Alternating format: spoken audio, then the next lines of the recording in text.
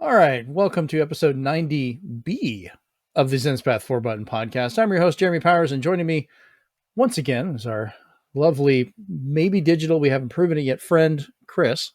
Hello from within your mind. And then returning once again, having still yet not installed Street Fighter, Steven.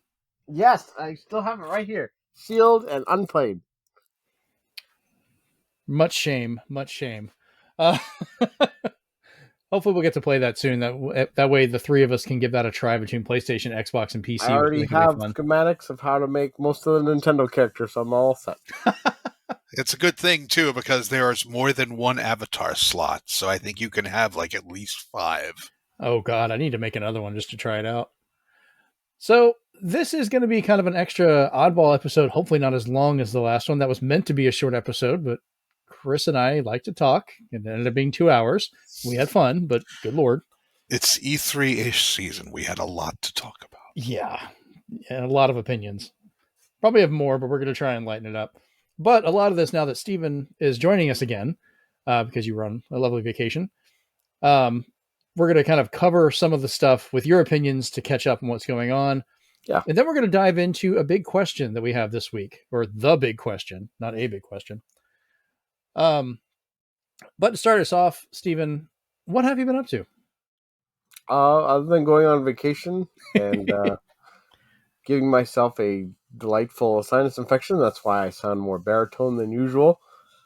I made sure, even though I was in a hotel room, that I booted up my hotspot and booted up Kingdom, to just do some more exploring. I am taking it easy in terms of that game. I don't think I'll beat it anytime soon, just because I just love exploring. So it's just I don't want to do the story just yet. I want to do all the side missions. But then with the E3 in quotations bonanza that happened this week, there's a lot of demos that have come down. So I got to download the Lies of P demo, the Ghost Trick demo that carries over into the full game. So, and there's betas coming. I think there's Exo Primal. I think it's this weekend. So, oh, good Lord. Yeah, June, the gamers are eating good. So, no kidding. And then, yes, I'll install Street Fighter 6, and then I'll beat the crap out of Chris. And then I'll You just keep saying that. Yeah. He won't say crap about me because I'm an unknown quantity to him right now. I don't I don't want to talk shit and then come back and be like, he beat me. I'm like Bison from the Street Fighter animated movie. I don't know your power level just yet. Oh Christ! I've whittled it down to I think 3 arcade sticks. I'm looking at choosing between to order, and on top of that, I'm still going to get the adapter so I can go ahead and use my X arcade stick too, so I can do local 2-player with somebody in an actual arcade stand. I love the fact I actually looked up the X arcade stick, and the big tagline is that it's indestructible, and it certainly looks it. Yeah, it's been through hell. I've been using that thing for well over a decade now. Are they still the ones? I know the Kanba, however you say them. I used to love those because you could just pop the top like a car. Mm-hmm. And if a button went bad, you're like, oh, this is why it went bad. And you could easily tweak it. I can't pop the top like a car, but I can flip it open and the bottom opens up so you can see all the wiring. Because I've already done one upgrade on it. I changed it from the original PS2 PC connection and stuff that it had to the USB powered updated board. So I've already brought it up new generation with that with a quick update. But I can change out the buttons, the sticks, all that stuff if anything wears down. Yeah, I bought a stick because I wanted to use it for certain types of games for Switch. But it was the Hori arcade stick mini. It was it's like this big. Right. I was looking at one of the Hori ones actually because it would work between Xbox and Switch, which I was like, that's the perfect storm for me. And then for me, because Switch and Steam Deck seem to love each other in terms of controllers, I was like, oh, this is a wired arcade stick. I could plug it into the Steam Deck dock and just have a controller.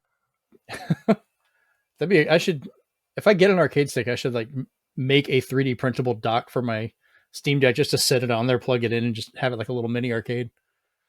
Anyways, I'm getting on a tangent. I gotta stop this before we have another 2-hour show. Chris, I know we just talked the other day, but anything new going on with you, or? Well, I'm taking a break from both Street Fighter and Tears of the Kingdom because my friend finally finished it, so I don't have to give them advice anymore. Scandalous. And I'm finally just going back to one of my old favorites. This is probably going to be another big question I ask you guys one day. Ooh. If there's a certain game, whether new, old, or whatever, that when you've either finished everything you wanted to or just don't know what you want to play, you always come back to. And for me at the moment, it's Cave Story on PC. It's an old favorite of mine.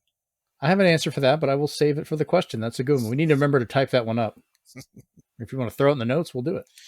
I like that question. So be it. All that reminds me of is also what I've been doing is June 6th came and went, and June 6th is my Snatcher Day. So I had that ready to go on my Steam Deck, and I played through that again. I may have to get up with... The intro always talks about everything starting June 6th, 1996. Oh. So I decided to make that Snatcher Day. So I may have to get with you to figure out what I need to do that. But, no legally binding or anything of saying what would happen in regards to that. But I want to play Snatcher. I've never played it. I've seen so much about it. But I looked at getting a physical copy and I was like, I am not paying that much money.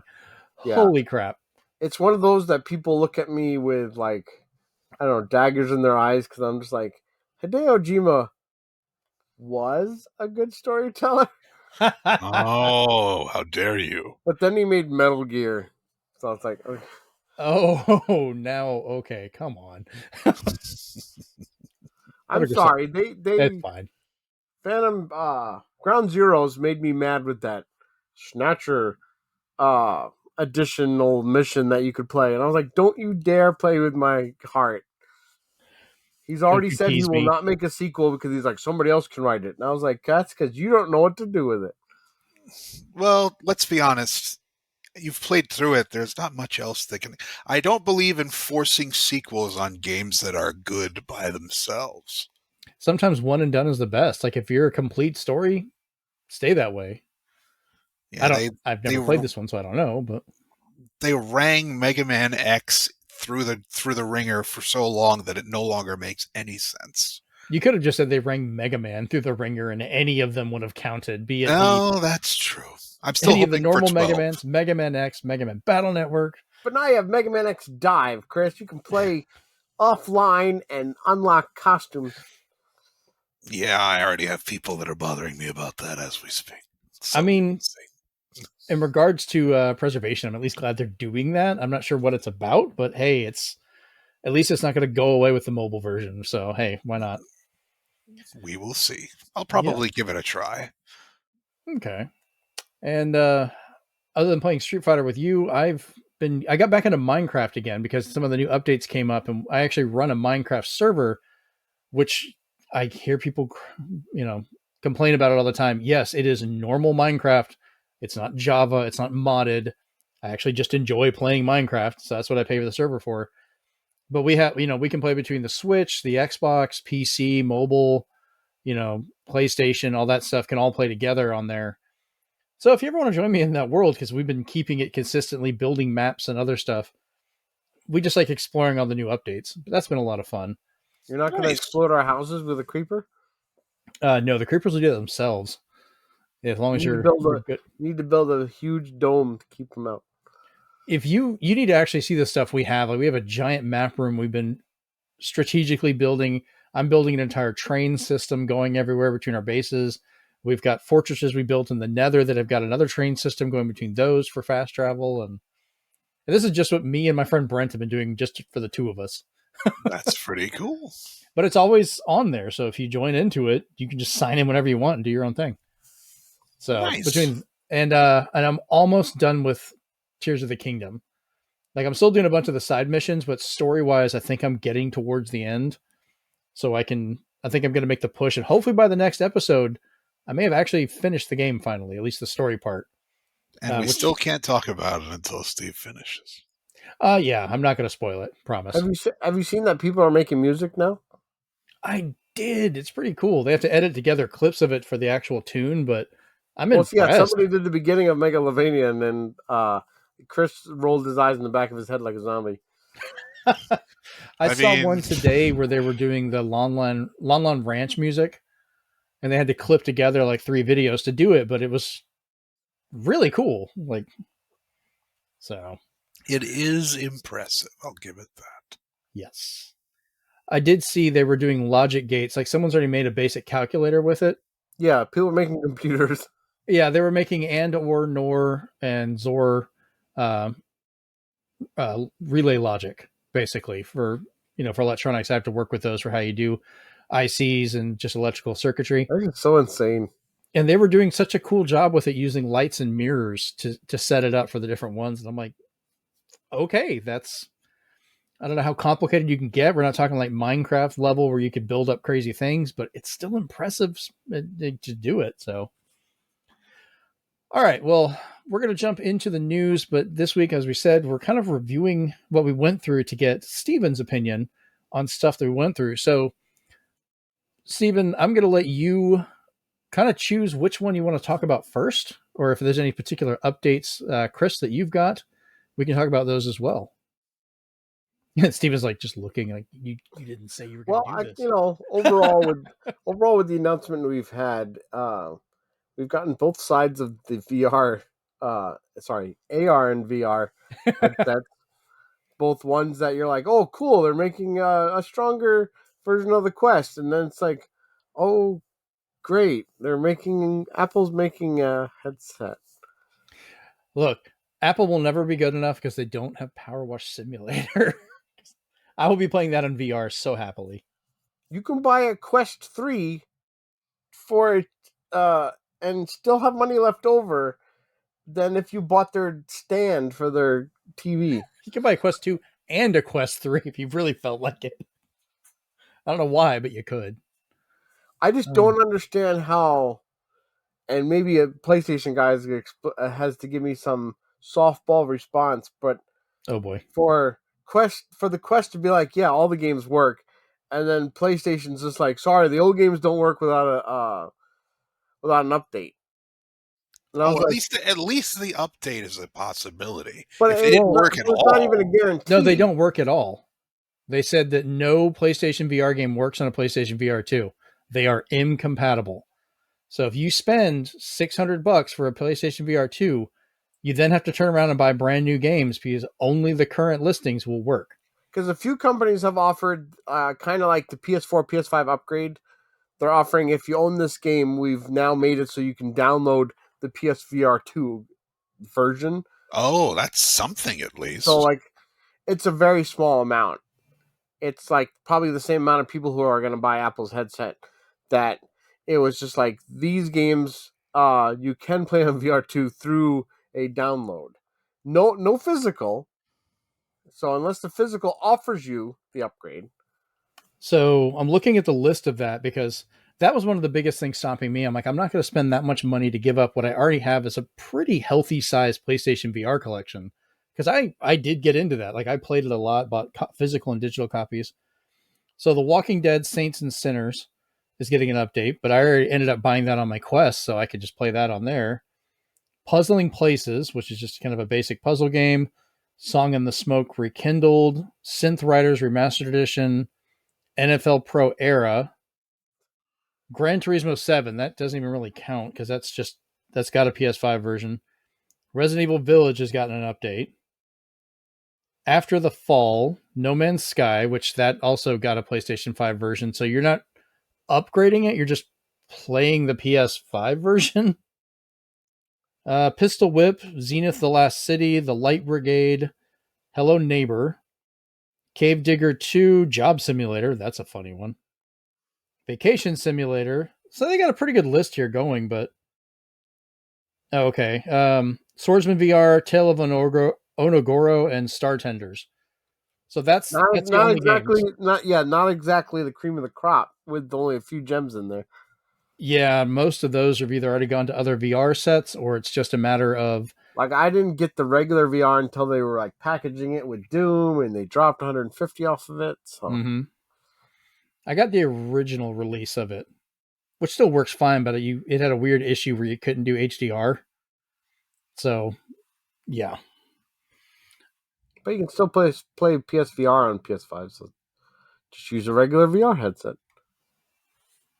Um, I got the cord. I got the cord to allow it. I'm about to say you have to get a special cord to Yeah. allow it, and you have to have the PlayStation 4 camera to allow Yep. it.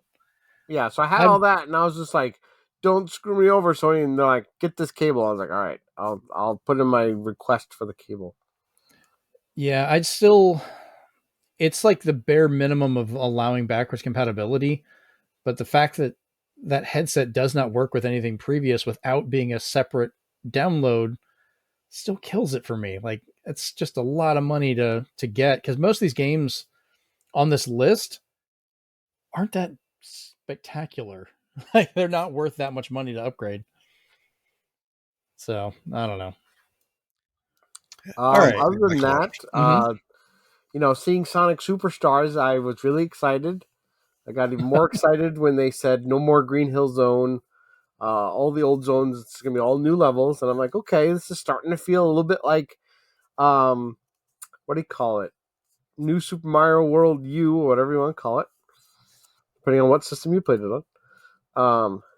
And then you look a little bit deeper, you read some interviews, and I'm not going to say this is exactly what's happening. Mm-hmm. I'm just taking the new director who worked on Sonic Adventure. I'm just taking his words and trying to interpret what he meant.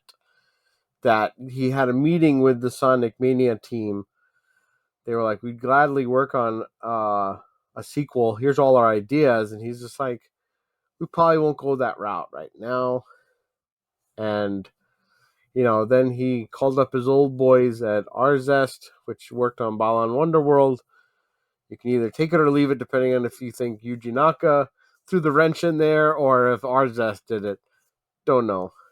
Um, and then, and then he was just like, "Hey, Christian Whitehead over at the Sonic Mania team had some good ideas, and we think we know what we're doing with Sonic Superstars going forward." And I was like, "That sounds like you're using his ideas, but I guess we'll see." Yeah, the whole drama behind that game is a mess. Like, can we get a Sonic game that doesn't have some kind of issue going on in the background Like anymore? we already just found out that um that Sonic Origins Plus, whatever it's called, the Game Gear games will be a code. They're not on the disc. Yeah. So if you buy that version, you're just getting the same cartridge or disc you already have for Sonic Origins Plus. So I keep was like, that in how dare mind. you? But that's Sonic for you. Sonic always has a weird time. I have my own personal opinions about Sega of Japan and Sega of America, but I will leave them to myself. Will the Sonic cycle continue? Oh, the two that keep fighting again amongst each other that pretty much ruin the chances for the Saturn and killed the Dreamcast? Yes, and Yeah. the fact that you know it's alleged, as Steve said, but the fact that Sega of Japan is just like, oh hey, look at we're not going to use these ideas, and then they knock on ours door, hey, we have ideas. Yeah, I don't know. I mean, Sega has their ups and downs. Their heyday, I think, still the Dreamcast days, but it just, uh, I don't know. I have issues with them sometimes, like you said. I think we all do, but at least they have Yakuza. That's true. They do have Yakuza. Even that's having its own issues with, are we getting a physical? No, you're not getting a physical. You're gonna have to import the Man with No Name. Mm. So I am kind of curious to hear out of just randomness. Did you watch the trailer for Pal World? Yes. What did you think of Pokemon? I mean, not trying It's to be it's, legally distinct with guns, Pokemon. it's funny because in the beginning you're just like, hey, people are calling this Pokemon with guns. What do they mean? And then you just see a Nidoking with a Gatling, and then you're like, all right. Yeah, still think that's incredibly blatant for how they did. I'm really surprised they have not gotten sued yet or a cease and desist, but they probably just It's don't almost like care. they give out a proof of concept so they can see if they lose a lawsuit. That just remind. Did you guys, any of you, ever watch the Clerks animated series? It's been a long time, but yes. I still have the DVD set of that, but I always remember there's like the anime trippy part of it where they have a Pikachu looking thing come out and they literally say, "Not Pikachu, please don't sue." It's a bear. It's driving. How can that be? Right? Pikachu, yeah. Oh, It's a long time ago.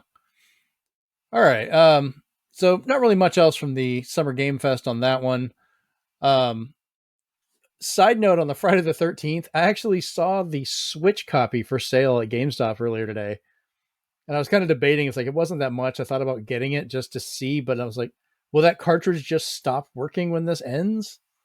Fun fact, a friend of mine and myself, we kickstarted that game Oh, because we thought it was taking Dead by Daylight into like a bigger area because it was just like, hmm, all these missions they had to do in order to like build to fix the car or get the boat up and running. Sounded so cool, and then it kind of degraded into what it is now. And they got some stuff, but then they're like, oh, we didn't buy the license, we bought a license. So there's a lot of stuff we didn't own. So that was a huge problem. And I was like, you have this other company that's got the who's who of Dead by Daylight. It's got everybody from, you know, Leatherface all the way to Nicolas Cage. So it's like we're eating good there. We got everything we need. And I almost expect next year for them to announce they have Friday the 13th because they've got all these big people working with them. Um, so I was just like, that's really neat. But the when we finally got our physicals from our Kickstarter, they did give us the US game, but they gave us a PAL slipcover. And I'm like, what? yeah. I've been lucky So with the Kickstarters I've done. I haven't had that kind of so issue pop up it yet. was that and Shenmue, because you can buy Shenmue 3 for like $5 or comes bundled with your paper bag or something. It's gotten so overprinted and cheap that I was like, I'm not kickstarting games anymore. It's books. That's it. yeah, you've had a bad track record with kickstarting games. Yeah, I think Shenmue, that was another one. Like Shenmue I I didn't. have other ones I'm still waiting to Uh, get the game for, but I'll be patient. Shenmue I didn't back because it was like, all right, we're gonna re-release 1 and 2 on Xbox and do all this other stuff, but then we're not gonna make an Xbox version of 3. And I'm like, why did you do all of this? Like, it It, started on Xbox, all this stuff was there, and you just cut that system out. it was worth it though to kickstart Shovel Knight and Bloodstained. It was very worth it. Very much so. I still have an NES box for Shovel Knight because I made sure to kickstart them, and I have beautiful um, cover art and stuff for Bloodstained for Switch. I think the last game I kickstarted was Wonderful 101 for that release, which I got. I was happy with that one. Yes, that's good. All right, so we're going to jump now into the Xbox Showcase, which we got a little bit more information on this because they did have a second showcase to kind of flesh it out a little bit later. But we're going to go into detail on the extra games that got announced on the next show. Otherwise, we'd be here half the night talking about all this stuff. But a few of them got updates. But once again, Steven, are there any particulars from this one that you wanted to talk about to throw some of your Um, opinions in? Finally seeing more about Outlaws, I'm kind of excited for that. So Yeah, Star that Wars does look Outlaws good. looked really good because I don't know, it kind of reminded me of Ubisoft knowing what they had with all their other open world games and trying to put something together that kind of would be like a sci-fi Creed, but they're using a perfect license. So that was nice. I loved 33 Immortals. I don't know if I'm going to have 32 other players to co-op with, I honestly think that they're just going to pull people off of the internet and just shove Oh them. yeah, that won't go wrong at all. Okay, that's good. I'm just guessing. I don't know what Um, they're going to do. I tip my hat to Flight Simulator for putting Dune in there. That was Um, great. so that was pretty neat. Um, I don't know what to make of Path of the Goddess. It's kind of like Okami and Onimusha had a baby. Yeah, no, I could see that. Um, It looks really good, but it was kind of confusing on what was going on. Like, Yeah, it's still very vague. other pretty than that, vague. I did like Atlas's showing, even though two of them are not coming to Switch. So get it together, Nintendo. Um, Metaphor is pretty hefty in the terms of graphics. true, but Persona 3 Reload is not. Metaphor, as far as I can tell, has still not had any announcement of coming to anything other than an Xbox, though. Which, if that It's. ends up being the actual case, that's a big get. I'm pretty sure it'll be for Steam though, won't it? Probably. Probably. Almost everything Yeah. comes to Steam, yeah. Yeah, I Because mean oh that's god, if this happens again, because I had to buy a PS5 or PS4 to play Persona 5. If I have to buy an Xbox to play Metaphor, I'm gonna be really pissed with Atlas again. Um, and then I did read about everybody getting mad at Clockwork Revolution because they were like, Bioshock Infinite. No. I loved how that looked. Like I'm actually excited to see where they go with it because I love the time I like messing I with think mechanics.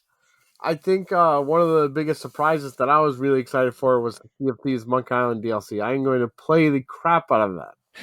I was talking with Rachel. I was hoping to have her on tonight, but I know she was kind of busy. She's finally got her computer and stuff set back up, so she'll be joining us here at some point soon again. She's big into Sea of Thieves. She likes to stream it and play that. I'm reinstalling it because she about yelled, she said, when they announced that Yeah, it was coming I out. enjoyed what I played with my friends of that. So yes, anytime you guys are coasting to the 7 seas, 6 seas, whatever, how many seas there are in Sea of Thieves, I am down for that. Especially if you're going to Melee Island. Yes.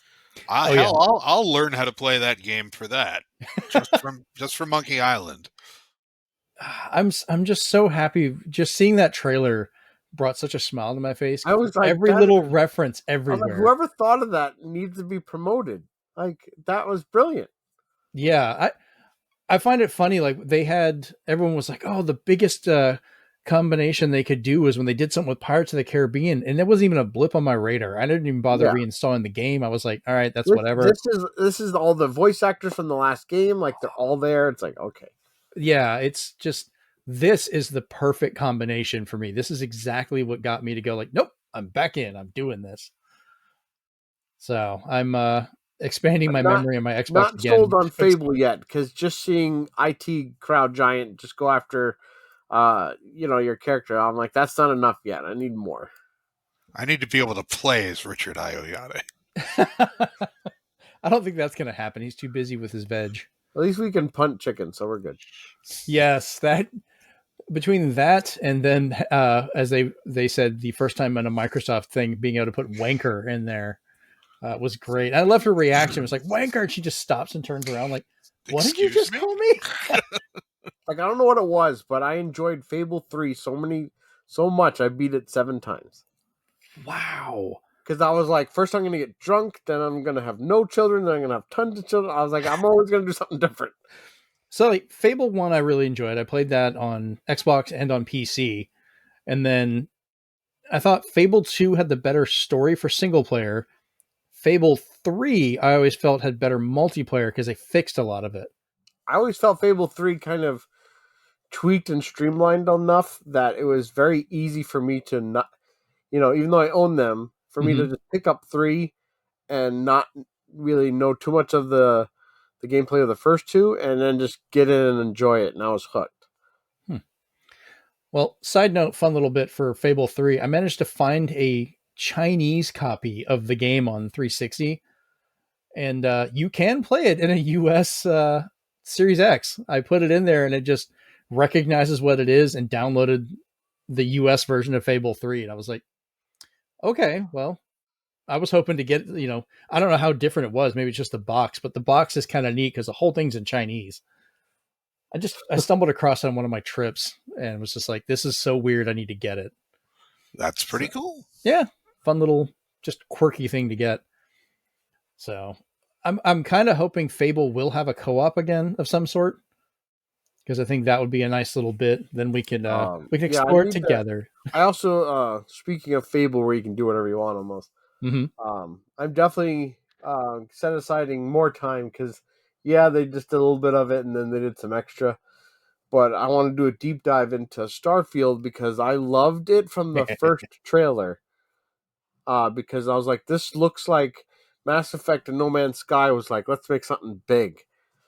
So I was Let's like, make I'm a all set. baby, Yeah, exactly. So space I'm, baby. you know, it might be one of those games where I don't wait for a sale because I'm like, I want to get in on this and just enjoy it. The fact that you can even hire people to clean your ship while you're not playing it. I didn't say whether it was real players or Well, there's no NPCs, multiplayer at but I didn't all. care.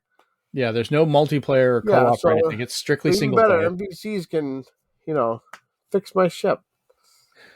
I've made the decision. Regardless, I'm getting it day one. I'm going to go ahead and get it.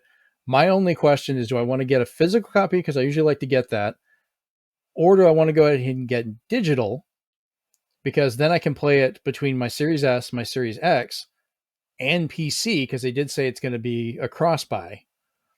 Nice. So I know my PC isn't going to run it nearly as well, but I'd at least like Yeah, the option. because I know they did make it that you could buy both the physical and then you could buy some other edition where all you get is the extras. I don't know. I'm trying to remember if we talked about this before, but I wanted to bring up the stuff about this whole debate around the game being 30 FPS. Um, and I wanted to get your opinion on this as well. I'm still in the camp. This game looks phenomenal. The things you can do and the amount of it. Honestly, if you're complaining about it being a locked 30 FPS, like it's going to be unplayable or horrible or anything, you have no actual understanding of game development and how games work. This whole argument that I've seen of like, it's 2023, this should forever go away. Okay, if you have a game with so much complexity and it runs at 30 FPS, and then you get more power, you're just gonna ramp up that visible, the complexity, I and still have 30 FPS sometimes. It's gonna happen forever.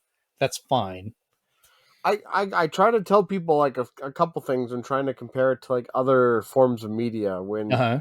when they don't get to 3060 and then some people like 30 is fine. Um, is that when you go see a 3D movie, okay, Mm-hmm. they're actually like the movie is actually a few shades darker Yeah. because it's the 3D and uh mind you, a lot of times because you're using these special glasses, those glasses aren't helping your resolution, so you're not even seeing it at its like optimal resolution if you care about something like that. Similarly, what's the very first thing that I would say maybe 99% of people who buy the newer TVs turn off? And that's true motion, because we don't want our television shows to move at 60 frames or more, that it makes it look like we're looking through a window. It's cool for like 5 seconds, and then you're like, no, everything's Bad, going, bad TV. everything looks like unnatural. And I can understand maybe if it's a game that's like a roller coaster ride, like Doom, where you're just like nonstop octane 60 frames jumping around. It's insanity, Right. and that feeling is euphoric. But when you're slowly walking, as they showed in the trailer, and you're exploring, 60 frames is not going to make or break that. It's not a high octane game. I could see Redfall's debate. That makes sense because That of game's how a whole fast other mess. that game wants to move. When you're looking at games like Tears of the Kingdom and you're looking at games like Starfield, 30 frames is optimal actually, because now they can push to making the world you're going to be exploring for the foreseeable future as beautiful as possible, as crisp as possible, Mm-hmm. and the field of view as far as possible.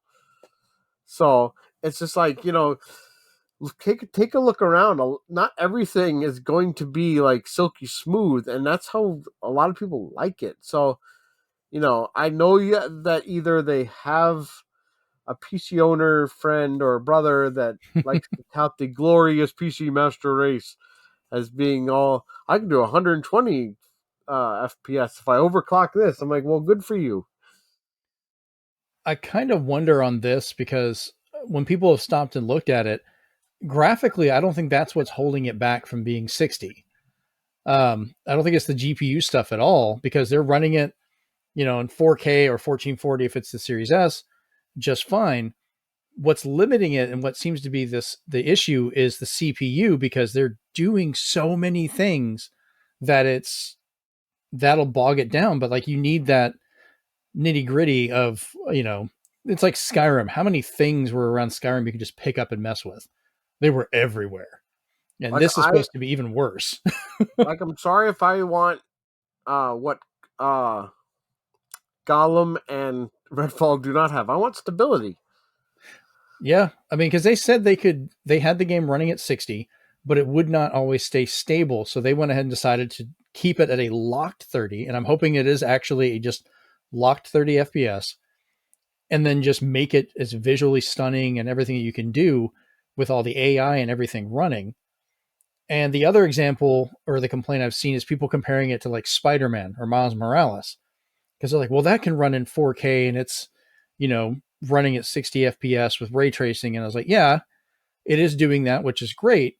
Streaming that city and going through is not going to be as big of an issue as trying to keep up with all of the different AI and the different things you can interact with and mess with.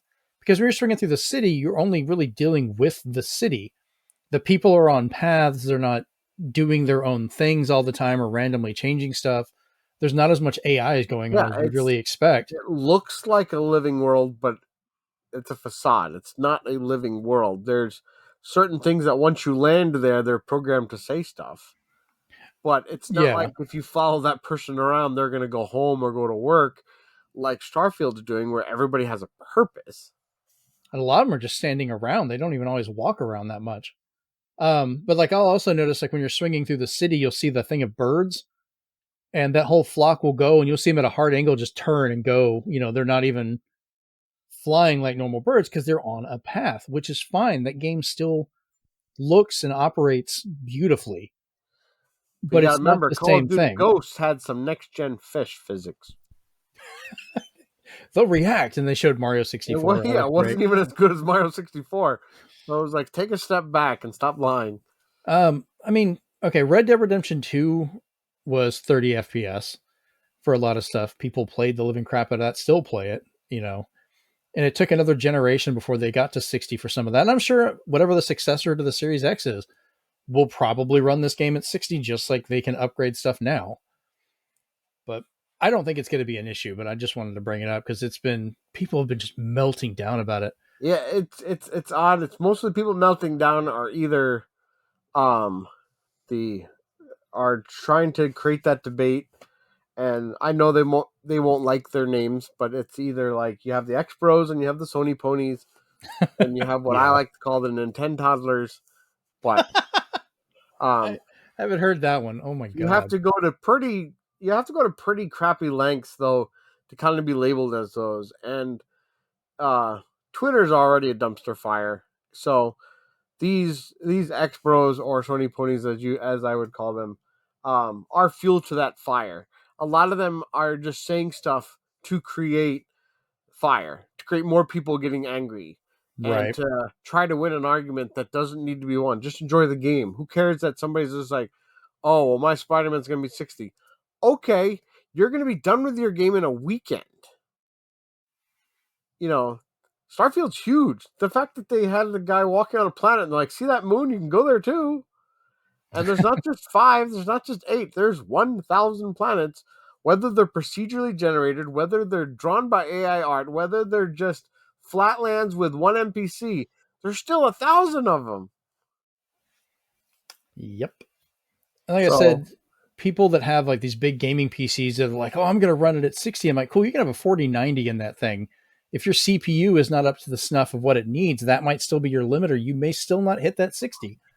Like there's going to be all kinds of things. But if you PC can brute force it, that equation is not going to work for people on consoles. That is a set structure of hardware for a reason.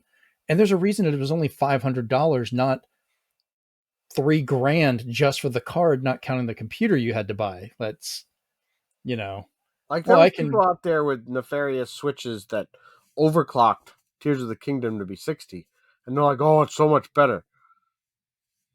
Is it? yeah, it's still not consistently 60. Yeah, I don't know. Chris, do you have any thoughts on this one? I've been kind of quiet. Well, I mean, really, it depends on the game. Like, say, Mm-hmm. with Street Fighter, they will put World Tour for the consoles that can't really handle it, like say Mm-hmm. PS4 sort of thing. Yeah. They'll put World Tour down to 30 FPS, but they will always keep the actual street fighting, one on one at 60. So I think it should just be the frame rates that are important at the time. If you need that specific input for every split second, then yeah, I want that frame rate. But I don't mind if, my characters, if Ryu and Ken look absolutely perfect and they're fighting in a background that looks like a sack of potatoes, I don't care if I got my input in, you know? Right. So it really depends on there's always going to be that debate of you're never going to get the full package. You're either going to get graphics, frame rate, or gameplay. Maybe two out of And, the and three. that's why there's modes on those games: performance or resolution. Yeah, but you will never get graphics, frame rate, and gameplay at optimal, optimal settings unless they were made for that specific console. Then you can have amazing things done. But that Right. kind of thing doesn't usually happen until the end of a console's life cycle. That's how we got Tears of the Kingdom. Yeah. I mean, I used to do competitive for like first person shooters and stuff back in the day on PC for things like Quake 3 Arena and so forth. And we would run the games in basically potato mode to try and squeeze out every frame we could when we played each other, which was fine for that, but it made the games look horrible. So when I was actually just playing it and enjoying it, yeah, I keep the graphical options up. Like I want to be able to enjoy how it looks. Fighting games, I feel those do need that for the input time. But you're talking about Street Fighter 6, for some weird reason, like no matter which version you play, the normal like one-on-one fighting is at 60 and it runs nice and smooth. But then the world mode, if depending if you're doing either the visual for some of the older systems or whatever, Yeah. that'll run even during the fights at only 30. And it's like, why did you guys even bother with that? Like, because it's such a weird disconnect between the two of them. It's probably because it's not necessary.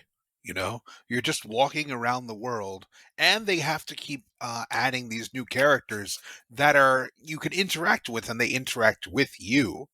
Yeah, And I so, get that part, but like when you go into a one-on-one fight, like you challenge somebody, it's still at 30, which is weird. it's because of all the other interactable characters You know, popping in and cheering you on. watch the Digital Foundry does a pretty good thing on it because there is I think a it might be either the PS5 or the Series X, but both of them do have an option to make the whole thing 60, but Which it's is what I ended up playing at, which was really nice. I think that just kind of shows a difference. Like some games are going to do that. Like racing games, I feel generally a higher frame rate kind of helps. But then I also played the living hell out of Forza Horizon, some of the earlier ones at 30, and it was fine. I didn't have a major but problem with it. Like but it was great. those dips are not ideal. Like you get a dip Yeah. in a racing game and it takes you out of it. Well, that's my argument. Also, I would rather have it locked at 30 than Yeah. a fluctuating frame rate. And I think that's what they want to do. They didn't want to have it fluctuating between 60 and whatever. They're like, hey, we're just going to lock it down at 30 for Starfield and just push all the other stuff we want to do and just have fun with it. So, Yeah, and I see myself pretty old school because all the games I would ever get for my PC, the very first thing I do before playing even on console games, is go to the options. But on PC, it was different because I wanted to see what could my computer handle, and I would just keep upping the resolution. And I'm like, oh, that looks really nice, but it's sluggish. But I never counted the frames. There was always that like tab key or F key for respect. For when you'd press it in the smallest font possible in the like upper right or something, it would show what your current like frames were. Right. And I was just like, "What is that?" And I just ignored it, and I upped my resolution to what I needed it. So, I think sometimes it just depends on how the game is. Because a question for you, Chris, is, and it's probably the answer is going to be 60. But do you know the frame rate of Pizza Tower? I don't know offhand, honestly. Because I that, could believe, honestly, I yeah, could believe that it's 30, but it's just so well animated that you wouldn't cause I feel care. something like that needs to have its even the animation be smooth, as well as the game where you're just like always on the go. That kind of 60 frames is ideal for that. I'm going to go ahead and look that up one Pizza moment. Tower capped at 60 FPS. Okay. I could see that. The fact that it runs so quickly and you need Yeah, and that that's kind of another high octane, speed. so it makes perfect sense. Same thing with most first person shooters, and that's why I was like, I do not necessarily give Redfall a pass, but Starfield's Yeah. not supposed to be that high octane. The battles are about as fast as Mass Effect, so it doesn't really need it. I mean, we're looking at like fighting in Fallout 4 when that came out. That was at 30 FPS at the time as well. I had no issue playing it. You'll have a little bit more action, but like when Skyrim first came out, I don't remember that being at 60 either because that was back on Mm-hmm. 360. Um, you're going to have the minority of people loudly complaining while everybody else just shuts up and plays it and has fun. Like, That's Yeah. the way it usually goes, unless the frame rate actually causes a problem. correct. I'm not saying that does not happen. I mean, but if they can keep this at locked 30 and that's just what it is, it's not really an issue. I don't think they're just gonna have some fun Like, with it and I play played Dynasty Warriors. We didn't have stable frame rate until the 10. it. Yeah, that on PS2 was just that was a whole series of pictures you got to enjoy. Oh, yeah. Um, all right, so Forza Motorsports, I wanted to touch on a little bit real quick because we've gotten a bit of an update, and I'm not too happy about it, but I'm hopeful for part of it, but I'm kind of pissed. So it did come out that the career mode on Forza Motorsport will be online required, which is the same crap they pull with Gran Turismo 7, which is why I never got that one.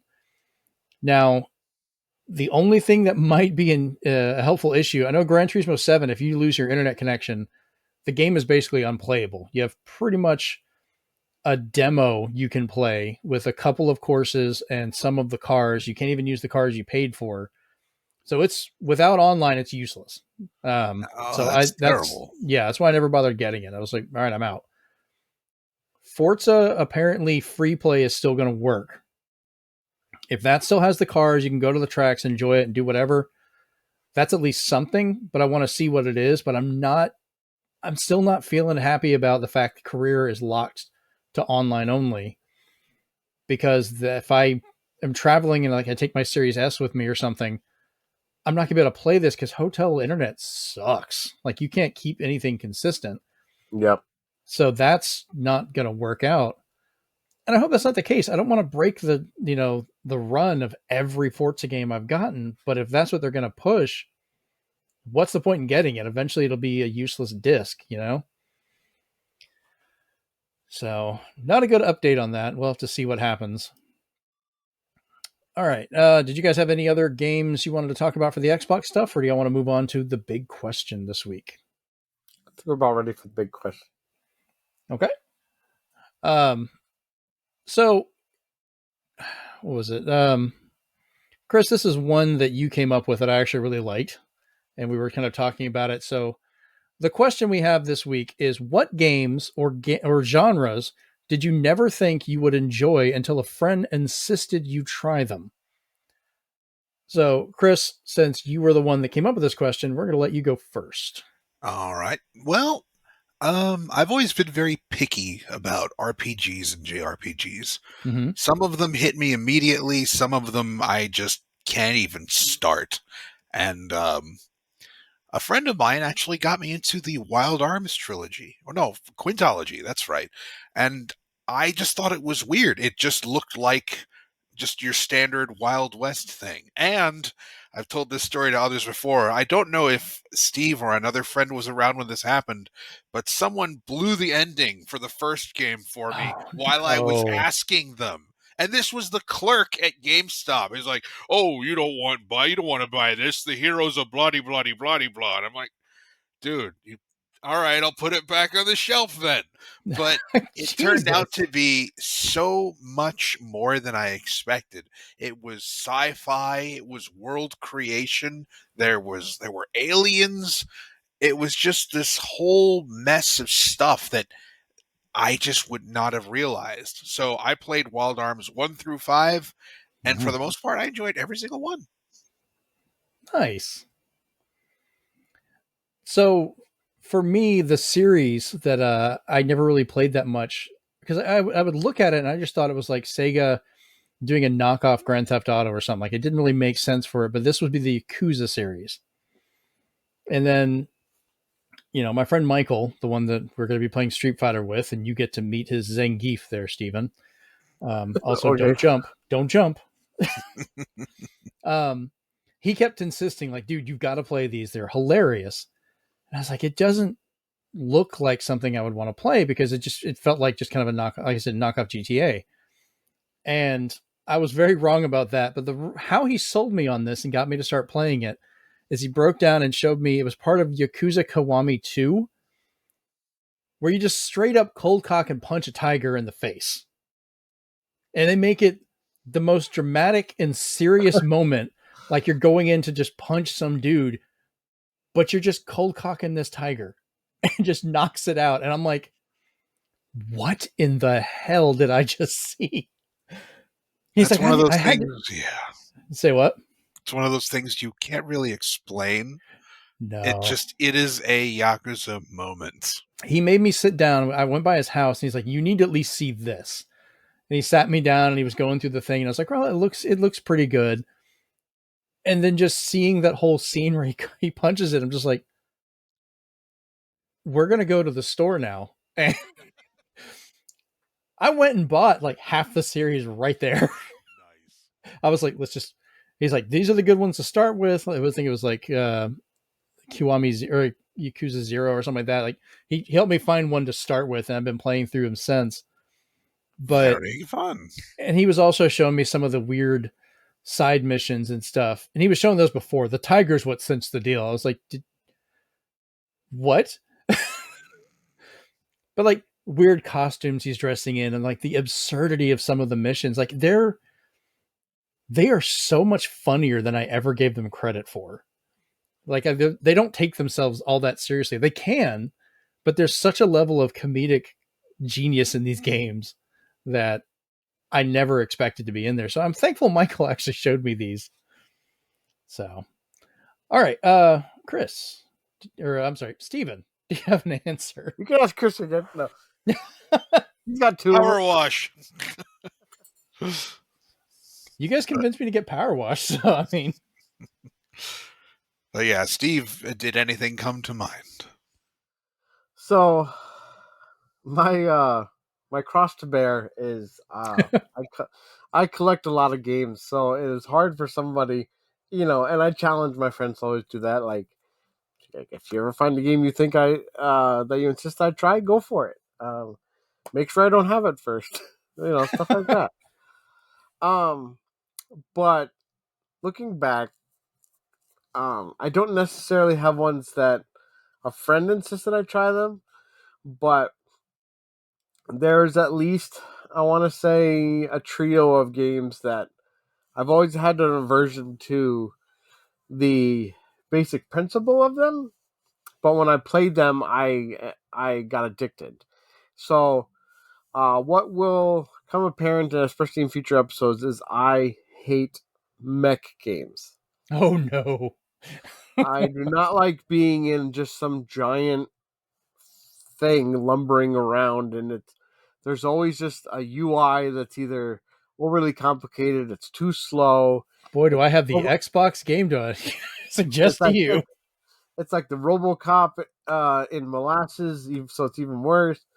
So I've always been like, oh, okay, Armored Core's coming out, good for them, type stuff. That's always been my opinion. However, there's been games that have surprised me that I'm picking up and playing. So I was looking up a couple of them, and some of these are going to be, for lack of a better term, hidden gems.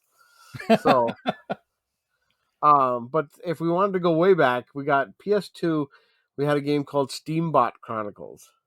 Oh yes. And most of that game, you're in, basically like one of those mechs from Mega Man X that you jump in, and you're walking around with that. But the story was rich enough that I kept forgetting I was in a lumbering mech. And the kind of the anime style helped it along. So I was just like, okay, I can get behind this. Another one was Sola Torobo, which kind of took the same theme of being in kind of this little machinery thing. But again, the story and characters just like spoke to me. So it made it very enjoyable. If we move forward, then the last one was Daemon Ex Machina, because that one had an extremely good pedigree of people working on it. It was kind of like if you wanted the dream team of people who worked on like the Generation 1 of Transformers. I would also argue with that one that technically they weren't mechs, they were mobile suits, but then on the other end, I don't like Gundam, so figure me out. Oh my god, I've learned bad things about you. But I enjoyed how that game was put together, because I had to force myself to enjoy something like Xenoblade Chronicles X, because I was like, overall, I have to get in a mech. And I just want to explore the land, but I have to get in a mech. So when I was like, oh, they're making another Xenoblade Chronicles. Oh, wait, I'm in a mech. I was just like, why? So mech games, like, they do have to try hard, or try a different spin on things. You cannot just give me a Mech Warrior game or an Armored Core. But I will say the one that I will always go back to, and I love dearly, and if I had more players on PS2, I would have played it with them, was Robotic Alchemic Drive. Rad. Oh, wow. Look that game up. That one you have a big kaiju-sized robot, but you had to use every button on the PS2 controller to maneuver each of its feet, legs, hands. Like it was lumbering. And then when they made that game Override, I think it was Override Mecha League, or something like that, where you're basically a bunch of kaijus. They made 2 of them so far. It's like Override 1 and 2. Those both have a 5-player mode where you both have to control a limb. Oh God. And even though I don't like the fact of what the Power Rangers do when they get into a mech, I like the fact that it's kind of almost like a Star Trek bridge crew where each person has something they have to control in that giant thing. Sounds more like Voltron. That interests me for some reason, because I loved a game like Lovers in a Dangerous Space-Time, because of the fact that everybody had to control a certain part of the ship. It was beautiful. Did you ever play Affordable Space Adventures? Yes. On Wii U? I actually, with our group, before we kind of moved to other places, we beat that game, and we beat the DLC, and we were playing the challenge maps before we quit. So good. That game was amazing. Yeah. All right. Well, I think that about wraps up this little short extra episode we have going this time. And hey, we've kept it right about an hour, so that's amazing. So we'll go ahead and start off on where we can find you on the internet. So, Chris, I know your answer is the shortest, so we'll let you start us off. You cannot find me. You found me here. Now I have to hide again. But, it's been fun. It's a hunt every week. You might find him on Street Fighter 6 getting his ass beat. You just keep saying that, and it's recorded now. So Yeah. if you die horribly, everyone is going to hear this and laugh.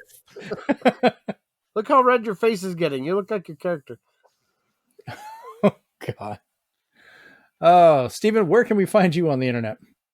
You can find me still arguing with people about frame rate on Twitter at loading_time.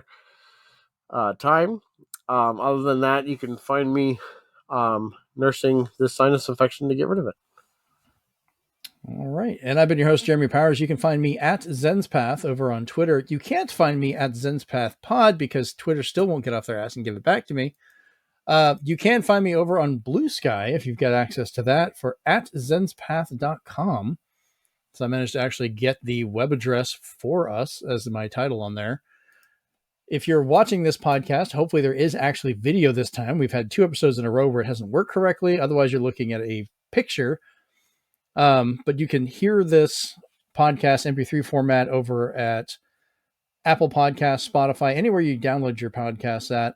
If you're listening and want to watch it, if the video worked, you can find us at youtube.com/ZenspathCom.